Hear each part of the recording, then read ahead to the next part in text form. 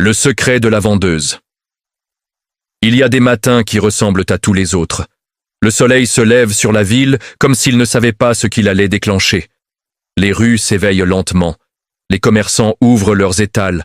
La vapeur des cafés chauds monte dans l'air frais. Et quelque part dans ce ballet quotidien, deux vies vont se croiser sans le savoir encore. Deux trajectoires que tout sépare, que tout oppose, et que quelque chose d'invisible, quelque chose d'indomptable, va décider de réunir malgré tout. Karim Sow, 38 ans, est PDG d'un groupe immobilier qui pèse plusieurs milliards. Il a grandi à Dakar, dans un quartier populaire de la Médina, dans une maison trop petite pour une famille trop grande. Il connaît la faim du matin, les nuits sans électricité, les rêves qu'on range dans un tiroir faute de pouvoir se les payer. Mais Karim n'a jamais rangé les siens. Il les a portés comme une armure. Il en a fait son carburant. 20 ans de travail acharné, de sacrifices silencieux, de nuits à étudier quand les autres dormaient, et le voilà aujourd'hui, dans une voiture qui coûte plus cher que l'immeuble où il a grandi, traversant les artères d'une ville qu'il contribue à remodeler.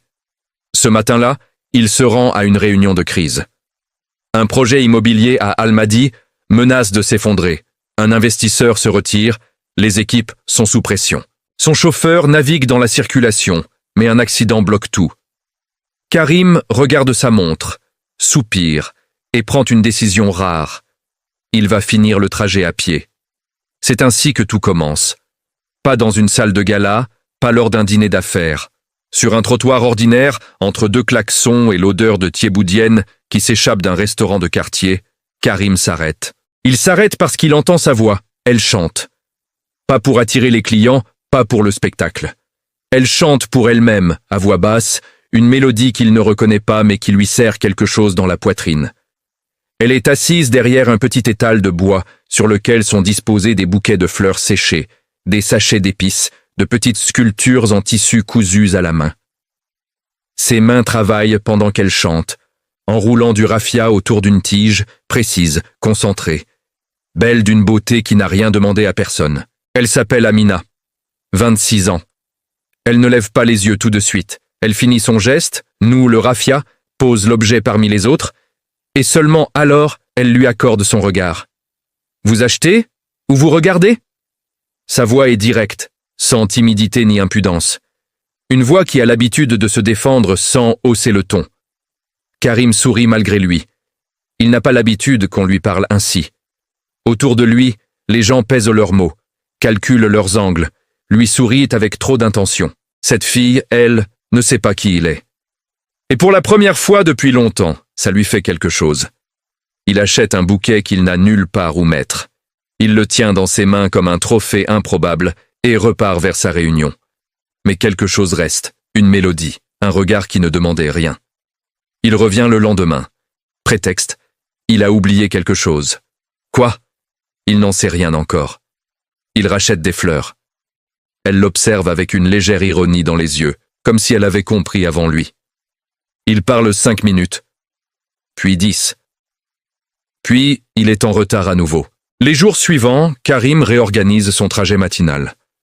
Son chauffeur ne comprend pas pourquoi le patron insiste pour passer par cette rue précise, au lieu de l'autoroute qui est 2 fois plus rapide. Il ne pose pas la question. C'est son travail de ne pas poser ce genre de questions. Amina, de son côté, ne se fait pas d'illusions. Elle a grandi avec les pieds sur terre, les 2 mains dans le concret. Elle connaît ces hommes en costume qui s'arrêtent parfois, avec leur sourire bien nourri et leurs intentions mal habillées. Mais Karim revient, et il ne demande rien. Il parle, il écoute. Il rit franchement quand elle dit quelque chose d'inattendu. Et c'est un rire vrai, pas le rire poli de quelqu'un qui joue un rôle. Un mardi matin, il pleut. Elle est là quand même.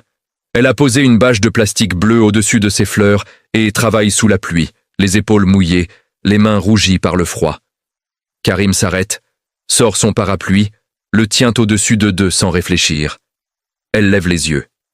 Quelque chose change entre eux, imperceptiblement, comme quand une pièce de serrure pivote à moitié. « Vous faites ça pour toutes les vendeuses de rue ?»« Non, dit-il simplement, seulement pour vous. » Elle ne répond pas. Mais elle ne retire pas son regard non plus. Ils apprennent à se connaître dans ces fragments de matin volés à la ville.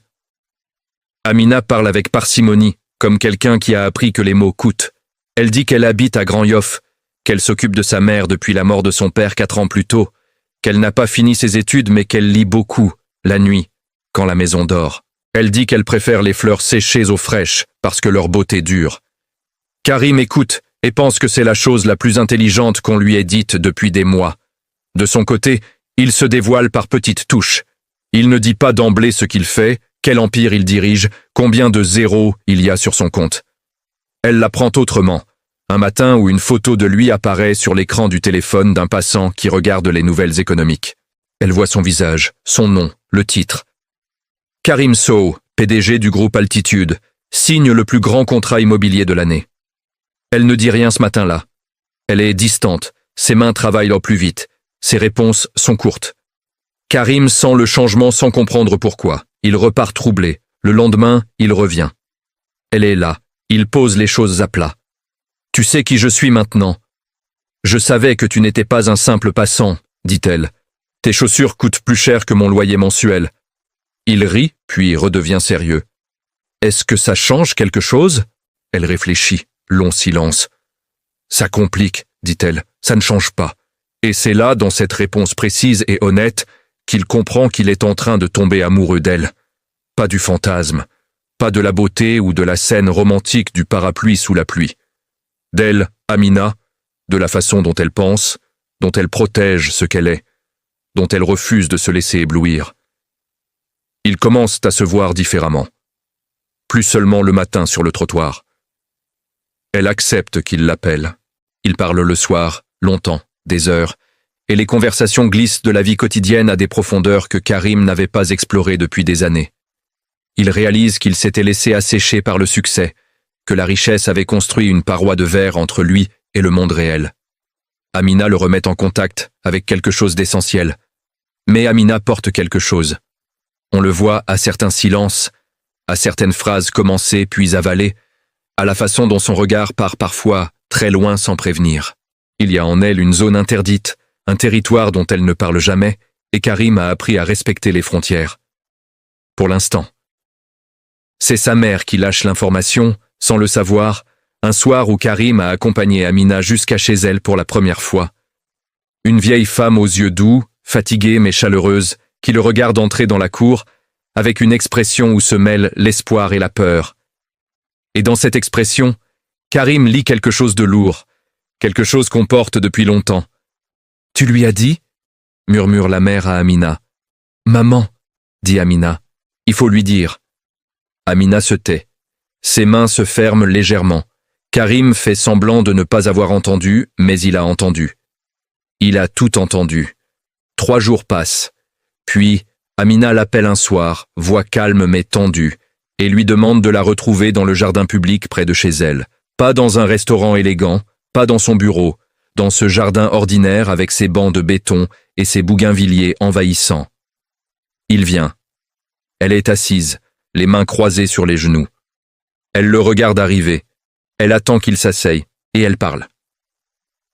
4 ans plus tôt, son père est mort dans un accident sur un chantier. Un chantier d'un grand groupe immobilier.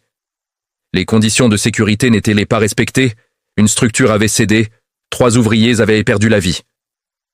Le groupe avait promis des compensations aux familles, avait entamé des démarches, puis les choses s'étaient ralenties, les avocats avaient multiplié les délais et finalement la famille d'Amina n'avait jamais reçu ce qui leur était dû. Sa mère avait failli perdre la maison. Amina avait quitté l'université en 2e année pour subvenir aux besoins du foyer. Ce groupe immobilier s'appelait Altitude. Le silence qui suit est habité de tout. De douleur, de stupéfaction, d'une ironie du destin si brutale qu'elle en est presque obscène. Karim ne dit rien pendant un long moment. Il ne se défend pas, ne cherche pas d'excuses, ne sort pas de chiffres. Il reçoit. Il pense à ce chantier. Il était là-dedans. Pas directement, il n'était pas encore PDG à l'époque, il venait d'intégrer la direction, mais il était là-dedans. Il y a des erreurs collectives qu'on porte individuellement parce que c'est la seule façon d'en être vraiment responsable. « Pourquoi tu me l'as dit maintenant ?» demande-t-il enfin. « Parce que je suis en train de tomber amoureuse de toi, » dit-elle, « et je refuse de construire quelque chose sur un mensonge par omission. » Il ferme les yeux. Il sent le poids de tout ça, la complexité, l'impossible et le nécessaire entremêlés. Il pourrait fuir. Ce serait plus simple. Mais Karim Sow n'a jamais fui les choses difficiles. C'est comme ça qu'il a construit ce qu'il a construit. Je vais réparer ce qui peut l'être, dit-il. Pas pour toi. Parce que ça devait être fait depuis longtemps et que ça ne l'a pas été. Et ça n'a rien à voir avec ce qu'il y a entre nous. Elle le regarde longtemps. Je sais faire la différence, dit-il encore. Je sais, répond-elle. C'est pour ça que je t'ai dit la vérité. Les semaines qui suivent sont les plus compliquées et les plus vraies de leur histoire. Karim ouvre une enquête interne sur le dossier du chantier. Il rencontre les familles des 3 ouvriers décédés, leur regarde dans les yeux, dit ce qui n'avait pas été dit. Il n'y a pas de façon simple de réparer certaines choses, mais il y a une façon honnête. Les compensations arrivent, les dossiers sont traités, sa mère à elle peut souffler. Amina le regarde faire tout ça, et elle apprend quelque chose sur lui qu'elle ne savait pas encore. Il est capable de honte. Et la honte, quand elle mène à la réparation plutôt qu'à la fuite, c'est une forme de grandeur. Leur amour ne ressemble pas à un conte. Il n'y a pas de scène de bal, pas de déclaration sous les étoiles. Il y a 2 personnes qui choisissent, lentement, délibérément, de rester l'une à côté de l'autre malgré tout ce qui les sépare, malgré tout ce qui les a d'abord réunis sous de mauvais auspices. Il y a des compromis durs, des nuits de doute, des regards de la société qui ne comprend pas, des amis de Karim qui le questionnent, des voisins d'Amina qui la mettent en garde. Mais il y a aussi ses mains qui continuent de tresser le raffia, parce qu'elle aime ça, et qu'il n'a jamais cherché à l'en éloigner. Il y a ses lectures qu'il suit maintenant, les livres qu'elle lui conseille et qu'il lit vraiment. Il y a sa voix qui chante parfois le soir, cette mélodie qu'il avait entendue le premier matin et qu'il a appris à reconnaître. C'est une berceuse que sa grand-mère lui chantait, lui a-t-elle dit. Une façon de porter les absents avec soi. Un matin de saison sèche, plusieurs mois plus tard, Karim passe devant son étal. Elle est là, comme toujours. Il s'arrête, comme toujours. Mais cette fois, il ne repart pas. Il s'assoit sur un tabouret de bois à côté d'elle, desserre sa cravate et regarde la rue avec elle pendant un long moment, sans rien dire. Un passant ralentit, regarde cet homme en costume assis derrière un étal de fleurs séchées, hausse les épaules, continue son chemin. Amina sourit sans le regarder. « Tu vas faire jaser. »« Je m'en fiche, » dit Karim. Et il le pense vraiment. Parce qu'il a appris quelque chose que la réussite n'enseigne pas.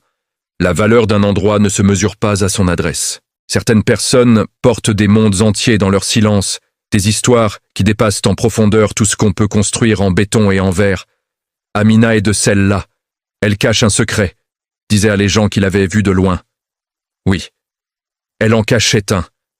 Elle cachait une douleur, une injustice, une perte qu'elle avait portée seule pendant 4 ans, sans jamais se laisser plier. Et quand elle l'a enfin posé, ce secret, ce n'était pas par faiblesse, c'était par amour. Le genre d'amour qui n'a pas peur de la vérité, le genre rare.